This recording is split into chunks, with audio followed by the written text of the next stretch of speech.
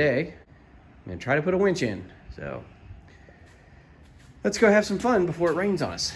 I think there's plenty of space. That should look pretty good. I went with an 8,000 pounder because everybody says go with twice your truck's GVWR,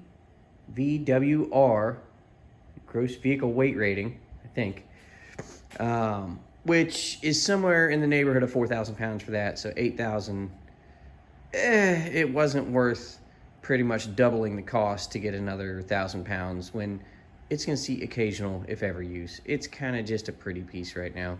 So let's get this camera set up and maybe start putting some things on. All right, hold on. It's a 16 millimeter bolt head.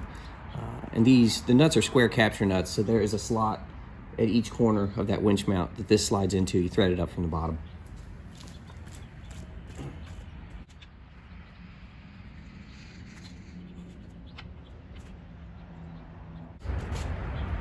Another note on this one, sometimes one of these terminals is right here at the bottom.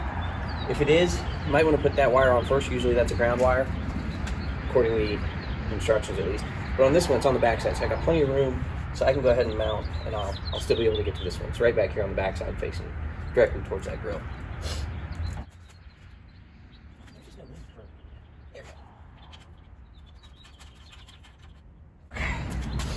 And again, as I said, it's a 16 mil. This would be a good time for a gear wrench. If you don't have them, you should definitely look into getting a set if you're going to do this kind of stuff. Ratchets don't always fit, and nobody wants to spend an hour and a half doing quarter turns on a wrench when you can get a ratchet wrench.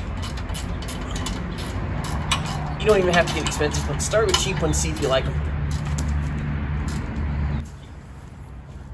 Next up, just to mess with routing, you've got your ground wire going from the battery to that motor. Really long wire, so I guess if you got a full-size truck, or if you had 2 batteries, or you're doing sort of a more remote mount, this will help out. On this one, I'll probably end up sort of coiling some of it up and zip tying it. But for some reason on that thing, the heat shrink went all the way over the eyelet. It's good manufacturing. I'm just gonna take a razor blade and cut through the heat shrink that's over the top of it. It's covering most of the eyelet.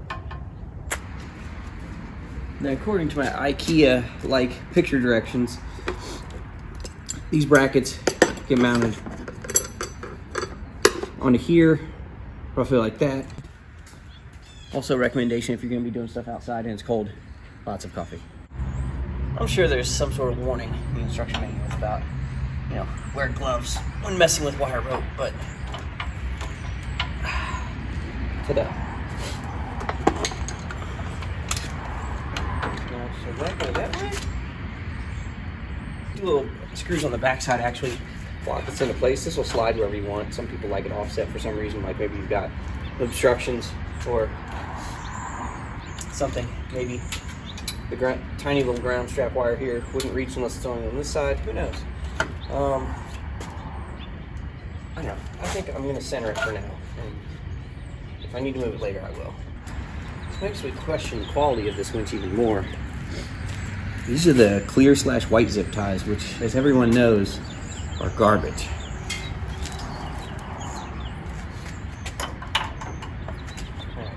So there's 2 red wires on the back. There's a short one. The short one goes over here. These are color coded, so red to red here. This long one, obviously battery positive, so that needs to go where this ground went. The longer ground that we put on first. And don't hook anything up yet. You don't want to melt or fry things until you have it completely installed. That way you have to take it all back apart. This one came with a roller fair lead. This is a 4-way roller fair lead. What that means is there's a roller for each basic direction that can go. Left, right, up, down. It keeps the wire rope from fraying. Sometimes on synthetics you'll have a Haas lead. On wires you can have a Haas lead.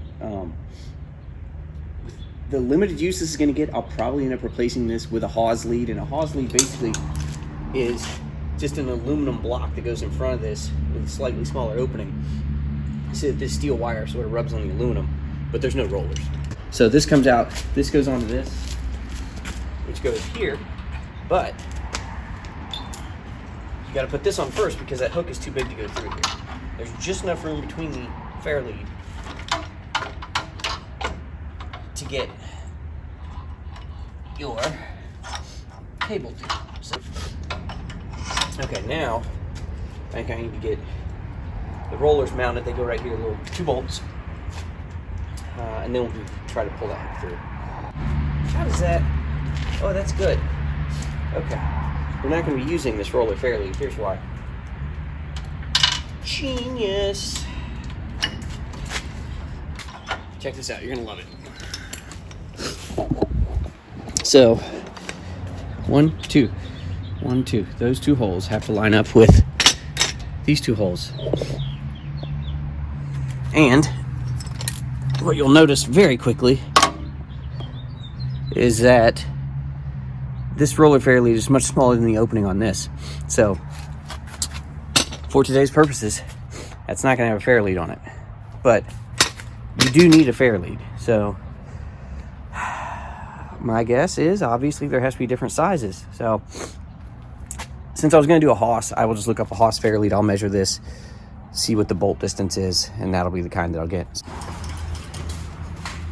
Also, if it comes with it, don't pull the hook or the wire with your hands. You don't have to. That one has a little red strappy thingy, so I can pull something slightly safely. One thing to check before you snug everything down: the bottom nut is actually holding the terminal from the inside that connects to this one on the outside.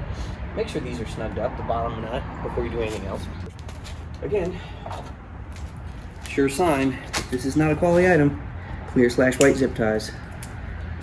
Not good. Directions on this are pretty simple. Maybe. Out, in. So let's hit out. Let's see what happens. Nothing happens. Why would it happen? I don't know. Anybody who knows and can see that I'm obviously doing something wrong, you should tell me now. Otherwise, I'm just going to waste a bunch of time looking at things. All right, directions it is. I wonder if my battery's dead. I didn't even test that.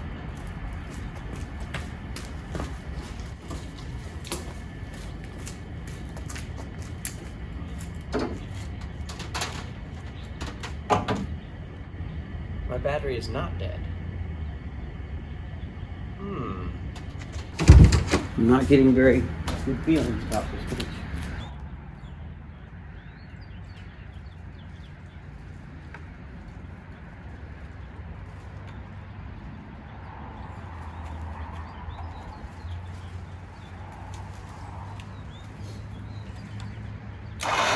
Ooh, this is not a great connection.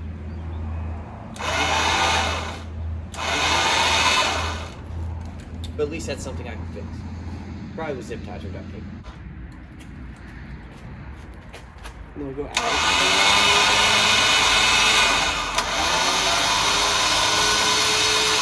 Sounds like a Michael Jackson video. Alright, let me show you what's going on. What we've got is this cable goes into here, fair lead, 4 bolts, 1, 2, 3, 4 on the bottom.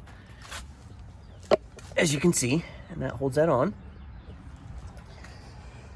This is your remote control plug-in, and this is where we have the problem. It goes here and it locks into place, but that's enough room that actually, that was causing our working, no working.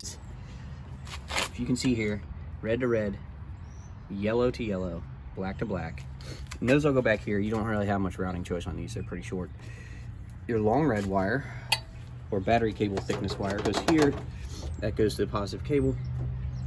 Your long black wire that was completely separate from everything else, that routes down here. And that goes this terminal on the back. And that's the one that I said sometimes is down here on the bottom that you may want to put on first if it is, so you've got a little bit of better access. This tiny little ground strap wire from the controller goes to the same place as your big battery ground. That's it. If anybody needs a roller fair lead, I can't use it, so I could probably find another use for it though. We'll save it. It's good parts. All right. Well, that is it for today. So now I have a winch that I don't need, but it looks neat and it was cheap.